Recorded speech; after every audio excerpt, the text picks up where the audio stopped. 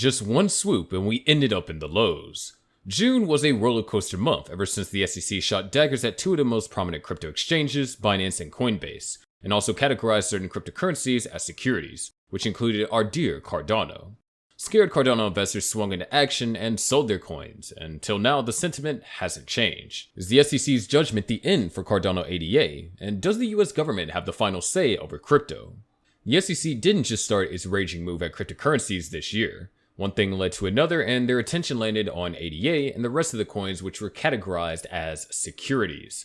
Firstly, the Securities and Exchange Commission announced these changes against crypto asset entrepreneur Justin Sun and three of his wholly owned companies, Tron Foundation Limited, BitTorrent Foundation Limited, and Rainberry Incorporated, for the unregistered offer and sale of crypto asset securities Tronix and BitTorrent.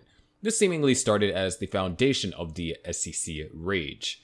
It didn't end there, as the regulator also charged Sun and his companies for fraudulently manipulating the secondary market for TRX through extensive wash trading. The SEC simultaneously charged 8 celebrities for illegally touting TRX and BTT without disclosing that they were compensated for doing so and the amount of their compensation.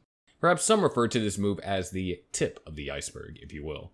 Soon enough, the SEC announced that it filed an emergency action which it successfully obtained an asset freeze, the appointment of a receiver, and other emergency relief against Miami-based investment advisor BK Coin Management, LLC, and one of its principals, Kevin Kane, in connection with a crypto asset fraud scheme. Then it came for former NBA player Paul Pierce for touting EMAX tokens, crypto asset securities offered and sold by Ethereum Max on social media, without disclosing the payment he received for the promotion and making false and misleading promotional remarks about the same crypto asset. The next target was Singapore-based Terraform Labs Pte Limited and Do Hyeon Kwan. The regulator charged the aforementioned with orchestrating a multi-billion-dollar crypto asset securities fraud involving an algorithmic stablecoin and other crypto asset securities. Kraken was not left out either. The SEC charged Payward Ventures Inc. and Payward Trading Limited, both companies known as Kraken, with failing to register the offer and sale of their crypto asset staking as a service program, whereby investors transfer crypto assets to Kraken for staking in exchange for advertised annual investment returns. In just the first half of the year, a lot happened in the crypto market. The most recent announcement caught Cardano ADA on the SEC web. The SEC chair Gary Ginsler is not backing off, and it seems like he has so much to accomplish, which would plague the crypto market. The US government is not completely in favor of digital assets, and Ginsler looks like the personality indulging their sentiment. In a February interview with the New York Magazine, probably in an attempt to justify the SEC's actions, Gary Ginsler said that just about every crypto transaction except for Bitcoin spot transactions and buying or selling things with cryptocurrency falls within the jurisdiction of the SEC. In the interview, when discussing what categories of crypto transactions should be regulated as securities, Ginsler didn't mince words. Everything other than Bitcoin. You can find a website, you can find a group of entrepreneurs, and they might set up their legal entities in a tax haven offshore. They might have a foundation, they might lawyer it up to try and arbitrate and make it as hard jurisdictionally or so on and so forth, he said. Ginsler added, they might drop their tokens overseas at first and contend or pretend that it's going to take 6 months before they come back to the US. But at the core, these tokens are securities because there is a group in the middle, and the public is anticipating profits based on that group. But does he have the final say? Of course not. Now, there's going to be a green light, but to burst your bubbles, it's not shining from the US. It's actually going to be coming from Indonesia. Indonesian market regulators have declared Cardano ADA as a commodity, suggesting a significant milestone in the global cryptocurrency arena. So let's dig into the full details. Through a modification to the country's former Trading Controlling Agency Regulations Commodity Futures number 11 of 2022, Bapepti, the agency responsible for regulating commodities future trading in Indonesia, classified over 450 cryptocurrencies, including Cardano, as commodities, allowing them to be traded within established regulatory frameworks. This report came from the Root blockchain.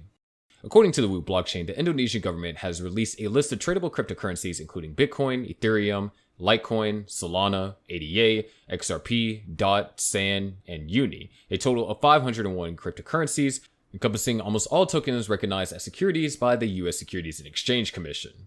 Also concerning the document's preamble, extensive evaluations were conducted before listing the cryptocurrencies, focusing on utility, functionality, and intrinsic value within their respective blockchain ecosystems. By subjecting these cryptocurrencies to such scrutiny, Bapepti noted that it aimed to establish clarity and investor protection while promoting innovation and technological advancement in the crypto space. Interestingly, the regulator recognized ADA's value. Probably this is something that the US SEC has refused to see. Indonesia considered the utility and pivotal role within the Cardano ecosystem. Simply put, Cardano holds significance within the blockchain ecosystem due to its utility and functionality, and also plays a crucial role in fostering transactions, staking, and participating in governance of the network. However, Bapepti's decision to classify these cryptocurrencies as commodities is a stark contrast to the perspective of the US Securities and Exchange Commission. The SEC has predominantly categorized ADA and other cryptocurrencies primarily as securities, drawing criticism from the cryptocurrency community. The Indonesian government classification of ADA and other cryptocurrencies as commodities reflects a potential shift in the cryptocurrency landscape, with countries like Indonesia and China embracing and recognizing cryptocurrencies as tradable assets. But it's safe to wonder how crypto won the heart of the Indonesian government. Although the West, especially the United States, has traditionally played a major role in shaping technological advancements, experts in the industry have asserted that the East's forward-thinking, regulatory frameworks, and embrace of technological innovation may position these countries at the forefront of the next technological revolution, leaving the US behind. Crypto's growth in Indonesia is fueled by many factors, but the most important ones are notably robust and receptive regulatory support from the government, vast adoption of crypto by the local tech companies, and security with easy cryptocurrency trading. Therefore, the Indonesian government, through its research, community interaction, and education programs, rapidly understood the challenges and opportunities in the crypto trade and introduced its first set of regulations back in 2019. Indonesia's digital sector is set to surpass $150 billion over the next few years, and a quick surge in crypto adoption has triggered the tech sector to incorporate its vision with the crypto future. Plus, over there, the cryptocurrency gaming industry is worth billions of dollars due to the blockchain technology enabling real-world trading of NFT-based games. In Indonesia, people are making a living with play-to-earn blockchain games. Some time ago, Javier Tan, co-founder and CEO of Creo Engine, Indonesia's leading NFT gaming company, commented, "Indonesian game developers have started to rise to the spotlight to revolutionize the gaming industry in Indonesia. I believe that the crypto ecosystem is playing a vital role in enlarging Indonesia's gaming economy and gaming communities." Notably, Indonesia has been supportive of crypto assets despite being careful about cryptocurrencies competing with the rupiah, the only legal tender in the nation.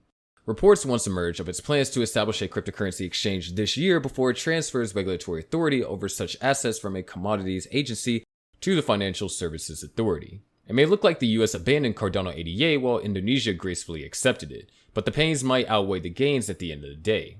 If Cardano does not show any signs of recovery or price and upgrades, Indonesia's acceptance would probably be classed as a decision made out of pity, even though this does not seem to be the case right now. However, the Bitcoin bull market is on the horizon, and this significant moment for Cardano to thrive as well. In a tweet, the crypto law founder, John Deaton, asked his over 276,000 followers whether they think the market capitalization of Bitcoin could one day reach half of gold. Deaton suggested that if this happens, the price of the dominant cryptocurrency may surge to $300,000.